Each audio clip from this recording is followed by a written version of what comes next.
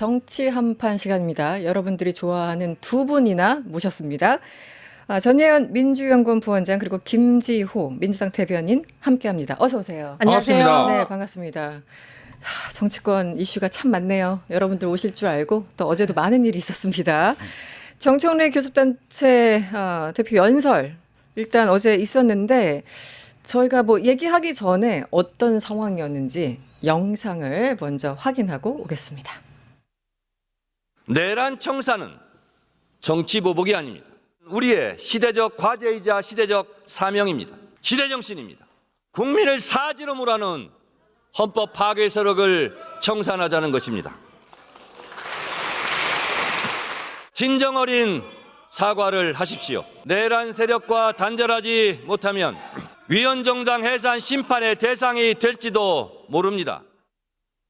저는 거대 여당 대표의 품격을 기대했는데 너무나 실망스러웠습니다. 기세는 여의도 대통령을 보는 것 같았습니다. 그런데 내용은 거울을 보면서 자기 독백을 하는 것처럼 보였습니다. 대통령께서 어제 정청래 대표에게 여당이 더 많은 것을 가졌으니 양보하라고 주문했습니다. 그런데 양보는커녕 연설 내내 여전히 국민의힘을 없애겠다는 이야기만 반복했습니다.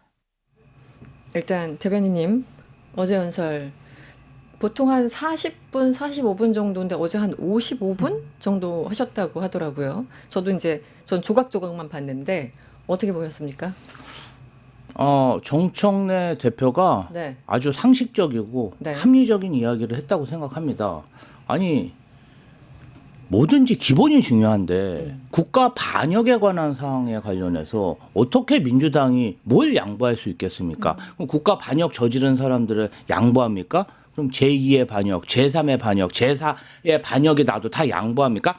양보할 게 있고 양보하지 못하는 선이 있는 겁니다. 네. 그런데 국회를 버리고 계엄군이 무서워서 다 당사로 80%나 도망간 국민의힘에서 내란 관련해서 이야기가 나오면 정말 내란 종식은요 우리가 아니고 국민의힘이 더 외쳐야 돼요. 본인 국회의원이 국회를 버리고 도망간 사람이 무슨 할 말이 있습니까? 저는 무슨 여의도 대통령 어쩌고 저쩌고 하는데 저는 장동혁 대표가 아스팔트 9구의 왕이다. 네.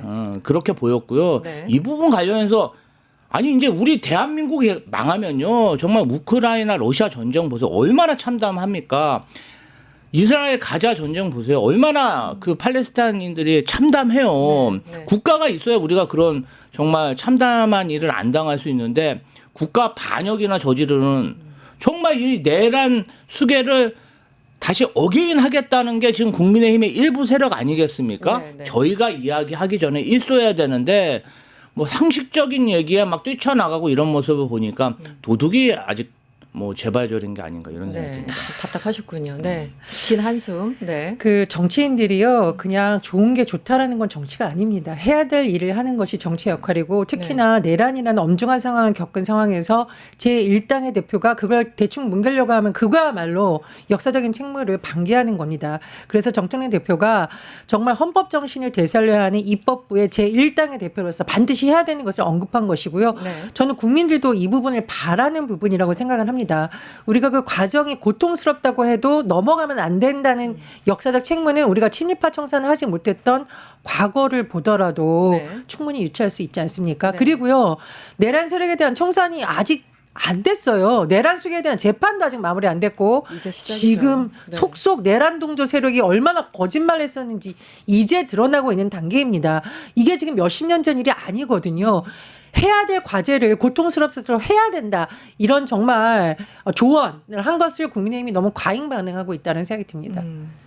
저는 이 모든 그 사건, 이제 내란의 어떤 원인이 모든 것은 아니지만 이 전두환이 자연사하면서 이런 비극이 다시 잉태됐다라고 생각하는 1인이거든요. 그때 제대로 단죄하지 않았기 때문에 이런 일이 발생했다고 생각을 하는데 어쨌든 정청래 대표 어제 내란이란 단어만 26번을 외쳤습니다.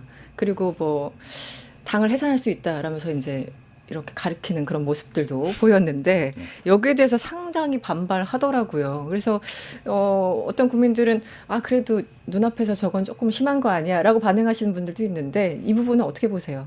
아까 그 레드라인 그 선상에서 아니, 해설하면 됩니까? 네. 12.3 계엄의 불법 계엄의 밤 대한민국 국민들이 정말 맨몸으로 정말 장갑차와 그렇죠. 네. 기관당 총을 든 특수부대와 맞서 싸워서 대한민국 민주주의를 지켰는데 정말 국회를 지켜야 할 국민의힘 80%의 의원은 어디 갔습니까? 도망갔죠. 아니 도망갔잖아요. 현장에 나타나지도 못하고 네. 정말 길 건너서 국회로 갈까 여의도 국민의힘 당사로 갈까 하다가 국회 들어가지도 못하고 도망간 거 아닙니까? 아니 근데 그런 사람들이 무슨 할 말이 있습니까? 네. 저는 이 부분 관련해서는 국회의원 자격도 없는 사람들이지만 네. 그래도 뭐 본인들도 할 말이 있으니까 사법부의 어떤 판단을 기다리고 있는 거 아니겠습니까? 그리고 이와 관련해서 추경호 원내대표는 그냥 5천만 국민이 보기에도 저 사람이 정말 표결을 반대하기 위해서 그런 것이다. 이런 의혹이나 의중이 있는 거잖아요. 그렇죠. 정말 그 짙은데 어쨌든 무죄 추재 원칙에 따라서 재판을 기다리고 있는데 재판에서 만약에 확정된다면 그것은 국민의힘이 책임을 져야죠. 정치가 책임 아니겠습니까? 아니 저는 이 부분 관련해서는 절대로 양보할 수 없다. 우리가 만약에 네. 이것을 용인하면 제2, 제3의 그런 쿠데타가 또 일어날 수도 또 있다. 발생할 이렇게 수밖에 생각합니다. 없다. 네. 자, 네. 강도가 들어왔습니다. 3명을 위협했습니다. 그럼 강도한테 그래 한 명만 위협한 걸로 해줄게 라는 게 양보라고 하진 않아요. 다수당이니까 소수당의 반대 의견도 더 설득하려고 노력해라. 국회에 여러 가지 뭐 입법이 있을 수도 있고 하는데 내란에 관한 부분은 우리가 양보를 하고 말고 할 게 없어요. 네. 그런 권한을 국민들이 준 바가 없습니다. 그걸 어떻게 양보이고 협치라고 말할 수 있겠습니까? 그리고 정청래 대표가 그런 민주당이니까 국민의힘에게 내란에 대해서 사과하고 다시 거듭나라고 이게 정청래 대표 지금 혼자 하고 있는 얘기예요. 제가 보기에 국민의힘의 상당수도 아우 지긋지긋해. 내란 속에 새를 타고 제발 좀 헤어질 결심 좀 해. 이 생각을 분명히 하고 있을 거다. 그렇죠. 최근에 네. 일부 여론조사 보면은 대구 경북의 민심이 네. 오히려 이재명 정백에 쏠리고 있다 이런 분석도 나오잖아요. 왜 그렇겠습니까? 정치는 정치를 할 역할 좀 제대로 해. 네. 구구팔이 그만해 그런 거 아니겠습니까? 네. 그래서 장동혁 국민의힘 대표가 기분이 안 좋을 수는 있지만 네. 정치가 기분 좋은 말 해주는 게 아닙니다. 그렇죠. 해야 될 일을 하는 것이 정치 역할이라고 다시 한번 강조하고 싶습니다.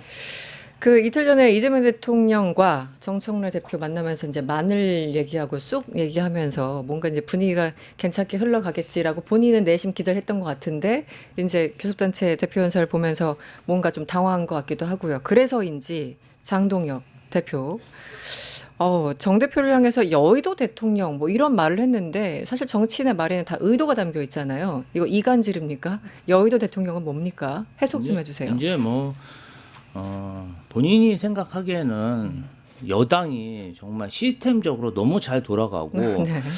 이재명 정부와 합을 맞춰서 착착착 개혁 입법을 추진하다 보니까 아무래도 좀 압박감을 받은 것 같아요. 당황하신? 예. 네. 근데 지금 뭐 대통령이 임기 시작한 지 이제 석 달 됐고요. 맞습니다. 또 대통령 지지율이 최근에 뭐 60%를 상회하는 그런 압도적인 지지를 기록하고 있는데 그 여의도 대통령이라는 말은요. 정말 현직 대통령이 레임덕에 빠졌을 때 그렇죠. 상대 야당이 정말 활약을 많이 했을 때 네. 그런 명칭 별명을 붙여주는 것이 아무 때나 그냥 갖다 쓴다고 그게 사람들한테 공감을 주고 그리고 이제 그런 말을 한다고 해서 네, 타격감도 없고. 지지자들이 그럼 이제부터 우리는 그냥 뭐 누구를 따를래 하면서 싸우는 게 아니다 이렇게 이간계를 쓰더라도요. 네. 뭔가 좀 박지원 의원처럼 촌청살인에 맛있어야 되는데 시도 때도 없이 그냥 내가 여러분들 네. 이간질 하고 싶어요. 이간질 시키고 싶어요. 그러니까 이간질 당하세요. 서로 반목하고 싸우세요. 그런다고 싸우는 게 아니거든요. 제가 봤을 때는 네. 장동혁 대표가 더 문제예요. 아니 괜히 그냥 방송 출연하는 힘없는 보수 패널까지 전부 유통기한 매겨가지고 내가 당신들이 이제 인증할 거야. 네, 인증제. 앞으로 쓸데없는 말 하고 다니면은 이제 앞으로 국민의힘에서 징계할 거야. 이렇게 위협을 하잖아요. 그런 게 본인들 스스로 이관계를 하는 거예요. 네. 본인의 권위를 떨어뜨리고 그래서 아직 제가 이제 그저께만 해도 뭐 쑥 마늘 얘기할 때만 해도 이 네. 장동혁 대표가 뭐 3년 국회의원 생활한 것 치고는 좀 내공이 있구나. 이 사람이 뭔가 좀 정청래 대표 이재명 대통령과 자웅을 좀 겨룰 수 있는 그런 인물인가 네. 약간 착각을 했어요. 잠시 착각. 네. 잠시 착각했는데 어제 이렇게 하는 발언들을 보니까 역시 그냥 역시나. 아스팔트 9구의 왕을 하시는 게 좋겠다. 이런 생각이 들었습니다. 저는 장동혁 대표님이 마늘과 쑥을 더 드셔야 될 것 같습니다.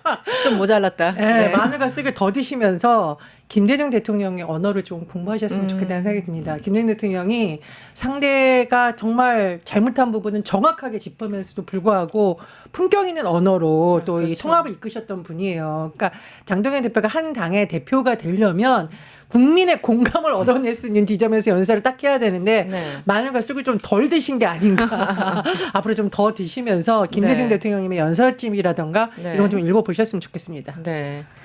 아우 갑자기 김대중 전 대통령이 좀 미안한데요. 예, 지금 그러니까요. 장동혁 대표의 어떤 이 발언에 대해서 얘기하면서 DJ까지 끌어가기는 참 힘든데 어쨌든 예전에 저 이제 김대중의 말 뭐 이런 책도 예전에 좀 읽어봤는데 상대방이 진짜 아픈 건 욕을 한다고 해서 아픈 게 아니잖아요. 맞습니다. 진짜 아픈데 찔러야지만 그 전곡을 찔러야지만 아픈 건데 이분들은 아직 국어 교육을 제대로 못 받으셨는지 제가 참 딱 듣다 한 보면 말씀만 드려도 네네. 될까요? 그 정말 말 세게 하고 심지어 뭐 폭력 논란까지 불사하면서 놔뒀던 대표 체제가 황교안 대표와 나경원 원내대표 체제예요. 그때 이제 그 유명한 빠루 논란. 물론 이제 맞아요. 나경원 의원은 본인이 억울하다고 펄펄 뛰지만 네. 어쨌든 그 폭력 사태의 논란 그리고 상당수 국민의힘 정치인들이 기소가 되는 일이 벌어졌잖아요. 네. 근데 그렇게 막 행동으로 세게 나가고 막 말 세게 한다고 국민들이 지지해줬냐? 폭망했어요. 폭망. 그렇죠. 네. 나경원 원내대표 막 빨간 티 막 황교안 대표하면 또 아스팔트 구구하고 너무 친했지 않습니까? 그러다 당이 폭망했습니다. 그 전철을 다시 밟지 않기를 바라는 마음에서 네. 제가 정말 김조 대변님하고 저하고 정말 나름 충원을 드립니다. 네. 빨리 뉴스토마토 들으셔야겠어요. 정말 대변님. 네. 장동혁 대표가 네. 좀 미숙한 것 같아요. 아직은 뭐 대응이나. 그렇죠. 뭐 좀 그런 말 했다고 팍 이렇게 그러면 안 되거든요. 네. 좀 진중하게 해야죠. 네. 뭔가 좀 발끈하는 그런 모습들이 네. 보여서 알겠습니다. 뭐 어쨌든 사람은 진화하기 마련인데 좀 기다려 보죠. 네.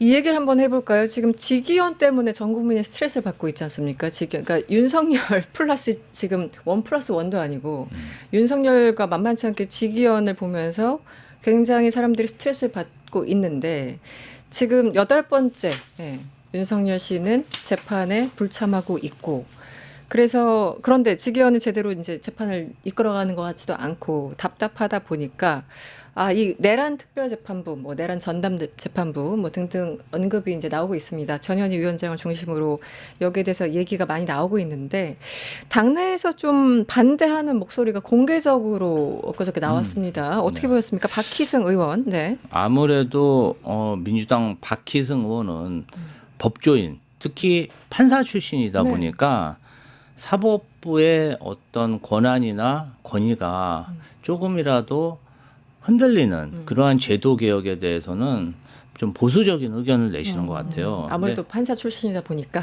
네. 네. 이제 좀 저는 그런 말씀을 드리고 싶어요. 뭐 박희승 의원이 뭐 윤석열 내란 속의 피의자의 계엄과도 같다. 뭐 이렇게 표현을 하셨는데 국회의원들이 네. 재판관이 돼서 네. 이 내란 재판을 하자는 게 아니잖아요. 그렇죠. 국회에서 지금 사법부가 이 내란 재판을 하는 것을 보니까 뭔가 불합리하고 또 그것이 사법부 그 입법부의 생각일 뿐 아니라 국민들이 보기에도 좀 답답하고 네. 사법부가 왜 저런 식으로 조직 운영을 하고 재판을 하지? 이런 의구심이 많아요. 그렇죠. 의구심이 많으면 입법부에서는 그러면 우리가 국민의 총의를 모아서 제도를 한번 다르게 바꿔보자. 제도 개혁은요 입법부의 고유 권한이에요. 네. 그럼 제도를 만들면 공론화해서 만들면 사법부는 그를 집행하면 되는 겁니다. 근데 저는 오히려 지금 사법부에서 입법부의 권한을 침해한다고 생각해요. 그럼 오히려. 사법부는 어떠한 제도 개혁도 하지 말고 네. 성역으로 그냥 남겨두란 얘기잖아. 아무것도 바뀌지 말고. 법을 누가 만듭니까? 국회의원이 만들고 네. 그 법에 따라서 판결하는 게 판사와 재판부입니다. 근데 그러한 삼권 분립의 정신을 정면으로 정말 반박하면서 계속 국회를 공격하고 민주당을 공격하고 있습니다. 이 부분 관련해서는 사법의 정치화, 사법의 입법화 이런 얘기인데 만약 정말 그것이 네. 잘못됐다고 생각하면 판사분들이 정말 거기 나오셔서 네. 정당 만드셔가지고 정치하시면 돼요.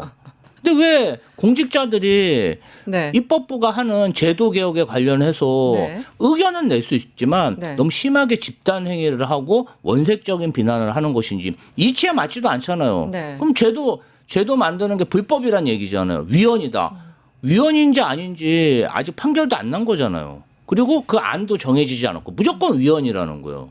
저는 이 부분 관련해서는 좀 사법부도 자중하시는 게 좋겠다 이런 의견 드립니다. 네, 박기성 의원님께서 예를 들면은 이게 네. 나중에 오히려 위헌 논란이 있을 수 있으니 이런 부분을 보완하자 이랬으면 게 건전한 어떤 의견으로 갔을 텐데 제가 좀 동의할 수 없는 부분은 네. 직위원 재판부의 영장 기각이라던가 대법원 확인 속에 불만이 있다면 자, 그 부분 잘 들어보세요. 네. 그런 부분을 딱 집어서 지적하고 법원 스스로 개혁하게 유도해야 된다. 개혁이 스스로 되는 거 맞습니까? 한가한 얘기네요, 한마디로. 아니 네. 법원이 그렇게 됐으면 국민들이 지금 사법부를 얼마나 칭찬하고 법원 잘한다 이랬겠습니까? 얼마나 많은 국민들이 윤석열 구속 상태에 풀려나서 거리에 나오고 제가 하는 부터 그때 몸살 나가지고 누워있다 거리로 다 뛰쳐나왔어요. 그렇죠. 사법이 믿을 수 없다라는 네. 불신을 초래한 것이 지금 법원입니다. 그리고 이게 이렇게 오래 끌 재판인가? 재판을 오래 끄는 것도 문제고 지나치게 내란 수계 측의 입장을 들어주는 특혜 의혹도 국민들이라던가 야당이 만들어낸 게 아니라 법원이 보여준 모습이란 말이에요. 그래서 네. 스스로의 개혁이라는 주장은 사실상 불가능하며 그렇다면 입법부에서 말 그대로 이것을 시스템적으로 잘 할 수 있는 시스템을 만들어라는 거고요. 특별재판부라고 하니까 뭔가 어마무시한 건데 네. 내란 전담 재판부를 만들겠다는 거고 그 판사를 민주당이 일방적으로 다 넣어 이렇게 할 수가 없어요. 어느 나라도 그렇게 할 수도 없고 그렇죠. 민주당도 그런 생각이 없습니다. 그렇기 때문에 상당 부분 이렇게 국민들의 오해를 불러일으킬 만한 발언을 조금 자중해 주셨으면 좋겠다. 네. 이런 생각이 듭니다. 아니 우리가 무슨 마약 사건 하면 마약 전담 재판, 뭐 마약 전담 수사 뭐 이런 것처럼 지금 내란은 워낙 특별하고 말 그대로 국가 전복 세력들이었지 않습니까? 그렇다면 여기에 대해서 담당하는 재판부를 만들겠다라는 거고 그냥 만들겠다는 것도 아닌데다가 지금 영장들 다 기각되고 한덕수 그냥 풀려나가는 거 보세요. 이런 거 보면서 국민들이 원하니까 입법부에서 뭔가 조치를 취하는데 여당 의원이 일부러 공개적인 자리에서 이 얘기를 하면서 사실은 전현희 위원장이 약간 좀 발언 자제해달라라는 약간 제스처를 취했는데 저는 이런 방식도 좀 문제가 있는 게 아닌가 싶습니다. 어떻게 이제 보세요? 다만 네. 전담 재판부 문제는 네. 아직 당론으로 결정되지 않았기 때문에 그렇죠. 논의 중이죠. 저는 박혜승 의원이 표현이 좀 셌다고 생각해요. 좀 과했다 이런 생각을 하는데 우리 여당 내에서도 그러니까 뭐 판사 출신도 있고 변호사 출신도 네. 있고 뭐 검사 출신도 있는 거 아니겠습니까? 네. 이 부분 관련해서 의견을 내고 공론화하는 것은 뭐 자연스러운 일이라고 생각하고요. 네. 그래서 민주당이 입틀막 정당하고는 또 다른 거 아니겠습니까? 그래서 이제 여러 가지 뭐 경론이 오고 가는 건 좀 맞다 이렇게 생각하는데 어떤 당에서 추진하고 있는 의견들을 네. 윤석열과 비교하는 건 맞지 않죠. 예. 비유가 예. 공개적인 자리는 당연히 할 수 있었지만 어쨌든 뭐 윤 씨의 계엄과 같다 이런 비유들은 적절치 못했다 그러니까 이런 뭐 부분들. 본인이 또 판사 출신이잖아요. 그러니까 이 사법 개혁, 검찰 개혁이 왜 이렇게 어려운지 저희가 정말 통감해야 되는 게 네. 뭐 법사위도 대부분 법조인 출신들이 그렇죠. 장악하고 있잖아요. 그래서 여태까지 3, 40년간 개혁되지 않고 고인물처럼 그렇게 고여 있었던 거. 그러니까 국민 상식으로는 도저히 이해가 안 가지만 그 고인물들이 아까 말씀드린 게 맞아요. 스스로 어떻게 개혁합니까? 맞습니다. 본인들 다 기득권이 있는데. 네. 잘하고 있으면 국민들이 왜 이런 욕을 하겠습니까? 스스로 좀 자성을 해봐야 될 시간이 아닌가 싶고요. 다른 이슈로 좀 넘어가 보도록 하겠습니다. 조국 혁신당 얘기를 안 할 수가 없습니다. 지금 성비리 사태 내홍으로 이 당이 굉장히 이게 수습 가능할까 싶을 정도로 위기인 것은 맞습니다. 지금 상황을 우리 부원장님은 어떻게 보고 계세요? 일단 비상대책위원회를 꾸리게 된 이유를 한번 살펴보면 성비 사태도 문제지만 그 이후에 당이 이것을 제대로 수습하고 피해자를 보호하고 국민의 눈높이에 맞는 대책을 내놓지 못하면서 그 네. 책임을 물어서 지도부가 인정하고 총사퇴해서 비대위 체제가 들어서게 된 거죠. 그렇다면 비대위 체제는 국민들이 보기에도 그래 저 정도면 조국 혁신당이 반성하고 새로운 걸 갈 수 있겠다라는 일정 부분의 기대를 갖게 해줘야 되는데 네. 만약에 조국 전 대표가 비대위원장을 정말 지금 보면 맡을 것 같은데 국민들이 와 정말 뼈를 깎는 쇄신을 할 거고 조국 전 대표의 최측근들도 그냥 아주 서심없이 추상같이 네. 문제가 있으면 밝혀내고 갈 것이다라는 신뢰를 주기가 너무 어려운 상황이 돼버렸습니다. 그래서 오히려 조국 혁신당과 조국 전 대표가 신뢰를 받으려면 지금은 이 상황에서 떨어져 있어야 됩니다. 그리고 객관성을 인정받을 수 있고 당원과 특히 중요한 거 피해자의 신뢰를 얻을 수 있는 네. 인사가 비대위를 이끌고 이 문제를 수습하는 것이 오히려 조국 혁신당과 조국 전 대표에 대한 신뢰를 회복할 수 있는 길이라고 저는 봅니다. 조국 전 대표는 본인은 뭐 영어의 모임이었고 뭐 어떤 권한이 없어서 약간 한 발짝 물러서 있었다 이런 취지로 계속 설명을 해왔는데 사실은 그건 굉장히 형식적인 논리이지 않습니까? 근데 이제 다른 거 다 필요 없고 피해자의 관점에서 모든 걸 해석하자면 이 피해자들 입장에서는 조국 전 대표가 이제 비대위원장이 된다고? 이게 납득이 갈까요? 저는 그 부분도 좀 문제인 것 같습니다. 다른 사람들이 무슨 얘기하는지 중요하지 않고 피해자들 관점에서 봤을 때 조국의 등장 어떻게 볼까요? 그 말씀은 굉장히 일리 있는 말씀이에요. 왜냐하면은 네. 지금 그런 직접적인 가해를 한 가해자들 그리고 또 광범위하게 2차 가해를 네. 한 그 가해자, 2차 가해자들이 네. 아무래도 조국 전 대표의 측근들이 많기 때문에 조국 대표의 측근들이 무슨 권위가 있습니까? 사실은 그런 일을 벌였을 때 네. 조국 전 대표의 권위를 가지고 그러한 권력을 행사한 거잖아요. 그렇죠. 그렇기 때문에 피해자들 입장에서 봤을 때는 아무래도 조국 전 대표를 등에 업은 사람들이 나를 이렇게 괴롭히고 못살게 굴어서 내가 당을 떠났는데 네. 조국 대표가 더 등판하면은 내가 더 피해를 보지 않을까? 만약에 이제 민주당처럼 네. 정당 구성원이 많고 여러 가지 색깔의 정치인이 많다면은 다른 대안 세력이 있는데 네. 조국 혁신당 같은 경우는 어떻게 보면 당명조차 그렇죠. 조국 조국 대표를 혁신당. 간판으로 내세운 1인 정당 비슷하기 때문에 물론 이제 12명의 국회의원도 있지만 네. 그 12명의 국회의원도 4, 5개월 동안 이 사건을 해결하지 못한 거잖아요. 그렇죠. 네. 사실상 여기서 권한과 권위가 있는 주체는 조국 대표뿐이었고 이 부분과 관련해서 앞으로 결과가 어찌 될지 모르지만 네. 어쨌든 이 해결할 사람이 없는 거예요. 문제는. 네. 조국 대표 외에는. 그래서 저는 뭐 어쩔 수 없이 조국 대표가 다시 등판한 게 아닌가 이런 생각이 들고 이제 조국 대표를 힘들겠죠. 지금 이 가해자와 2차 가해자들이 다 자신들의 측근들이잖아요. 대부분. 그러면 이 사람들을 어떻게 처리할 것인가. 제일 중요한 거는 피해자들과 그를 조력했던 사람들이 다 당을 떠났어요. 그렇죠. 그럼 이 사람들을 어떻게 껴안을 것인가. 네, 네. 먼저 피해자들을 보듬고 그다음에 가해자들과 2차 가해자들을 네. 정말 이 부분 관련해서는 추상같이 정리를 해야 되는데 그러한 결심이 없는 상황에서 네. 조국 대표가 비상대책위원장을 맡지는 않을 거라고 생각합니다.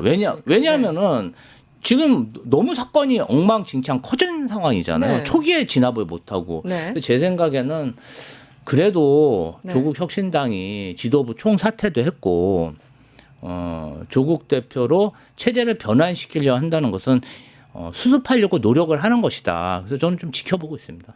이게 참 소위 말하는 그 일당 구조의 딜레마인 것 같아요. 조국이 없으면 조국 혁신당이 유지가 안 되고 이제 또 등판하자니 여러 가지 그 피해자 측의 입장이 있는 것이고 이게 참 딜레마인데 어떻게 보세요?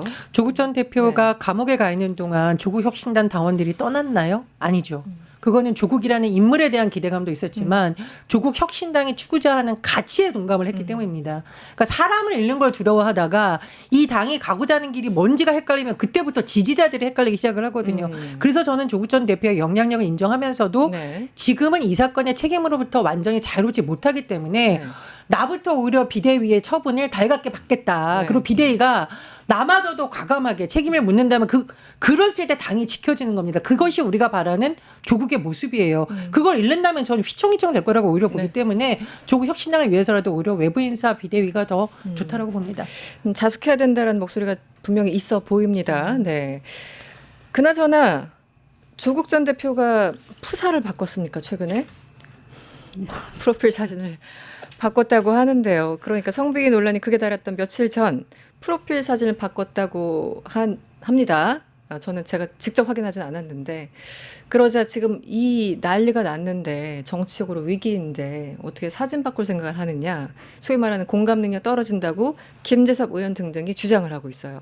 이 부분 어떻게 보십니까? 너무 민감한 건가요? 아니면 적절하지 않은 행동이었던 걸까요? 아니 이제 평상시 같았으면 네. 뭐 저런 사진이 뭐가 문제가 됐겠습니까? 그런데 이제 정치인도 여론의 분위기를 잘 파악해야 되는데 이제 저런 모습들이 어떻게 보면은 이러한 위기 상황, 피해자들이 고통받고 있는 이 위기 상황, 어려운 상황을 이미지적으로 좀 이용하려는 게 아닌가? 이제 그런 의심을 하는 거죠. 그래서 네. 비난을 하는 것이고 네. 이 부분 관련해서는 조금 조국 전 대표님도 좀 진중하게 판단할 필요가 있다. 그렇게 보입니다. 네. 우리나라에서 조국 전 대표를 모르는 사람이 있을까요?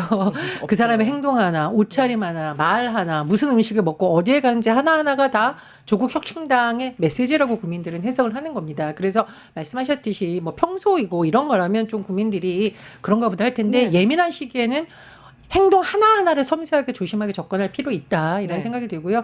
저희가 방송할 때 왜 참사 일어나면 출연진들이 옷을 다 까만색으로 통일하고 그렇죠. 나오고 그건 네. 뭡니까? 국민들이 다 애도하는 기간에 우리가 다른 내용의 방송을 하더라도 애도의 뜻을 가지고 조심하겠다라는 의지의 표명이거든요. 그런 부분 조국 전 대표가 조금 더 섬세하게 좀 챙겼으면 좋겠다는 생각입니다. 네, 알겠습니다. 저 시간이 벌써 후루룩 지나가서요. 여기서 마무리를 좀 해야 될 것 네. 같습니다. 정치 한판이었고요. 김지호 민주당 대변인 그리고 전예현 민주연구원 부원장과 함께했습니다. 오늘 고맙습니다. 유튜브 구독하고 실시간 채팅과 댓글을 남기시면 매일매일 7,000TTCO를 드립니다. 참여 방법은 통통물 어플을 다운로드하고 회원가입과 로그인을 해주세요. 마이페이지에서 나의 회원 고유 번호를 복사해주세요. 유튜브 구독 후 실시간 채팅이나 댓글창에 고유 번호를 한 번만 입력하면 준비 끝! 지금 유튜브 채팅과 댓글 쓰기 참여하고 7,000TTCO 받아가세요.